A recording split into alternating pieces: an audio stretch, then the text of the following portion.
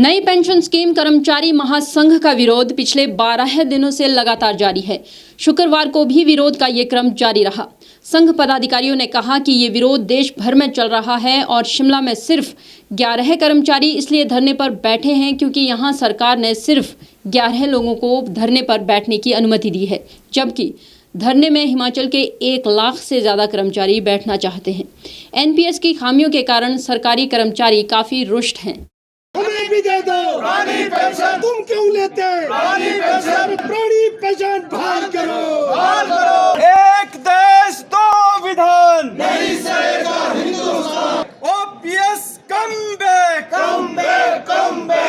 नई pension scheme कर्मचारी महासंघ ने सरकार को चेताया है कि अगर जल्द कर्मचारियों की मांगों पर ध्यान नहीं दिया गया तो पुरानी पेंशन बहाली की मांग एक जन आंदोलन भी बन सकता है। आवाज दो, कर्मचारी एकता जिंदाबाद, कर्मचारी एकता जिंदाबाद। शौक नहीं मजबूरी है, पुरानी पेंशन जरूरी है। महासंघ अध्यक्ष प्रदीप ठाकुर ने कहा कि वर्तमान सरकार शीत निद्रा में है और उन्हें कर्मचारियों की आवाज पिछले 12 दिनों से चल रहे धरने के बाद भी नहीं सुनाई दे रही है। उन्होंने कहा कि सरकार अब भी नहीं जागी तो संघर्ष को और तेज किया जाएगा।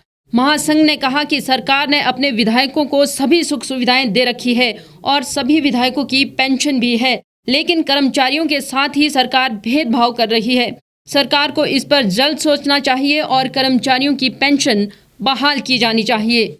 मैं प्रदीप ठाकुर, अध्यक्ष नई पेंशन स्कीम कर्मचारी महासंघ हिमाचल प्रदेश। आज हमारा यहाँ 12वें दिन धरना जारी है।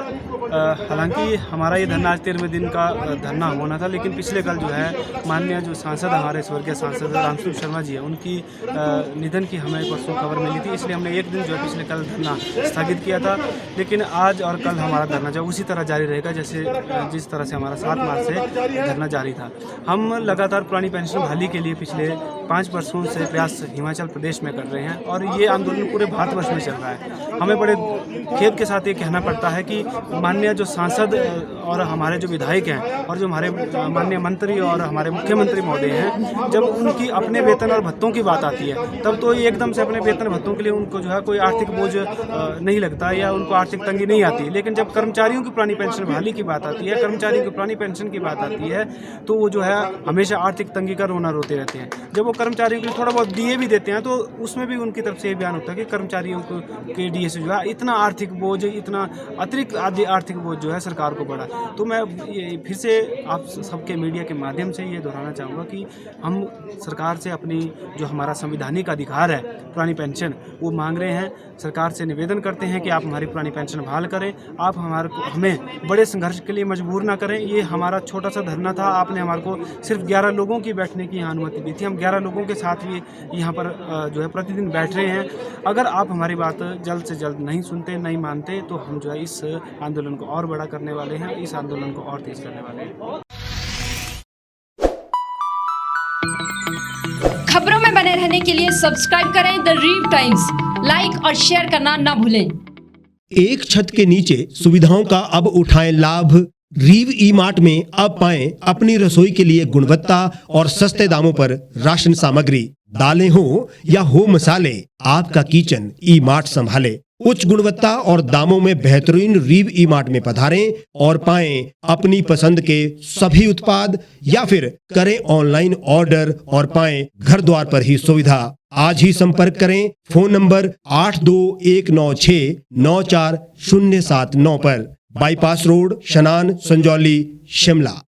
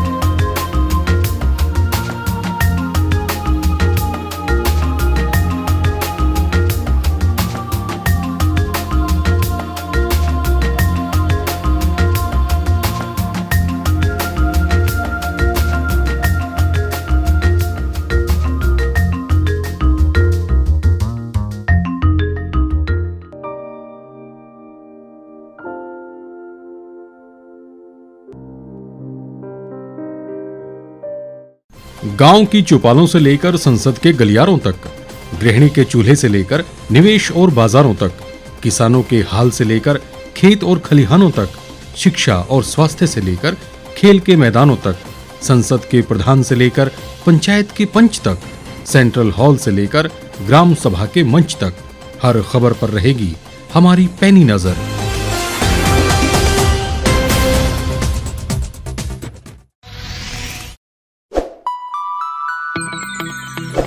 लेटेस्ट खबरों के लिए आप यूं ही देखते रहिए the Reap Times. Like, share और सब्सक्राइब करना ना भूलें।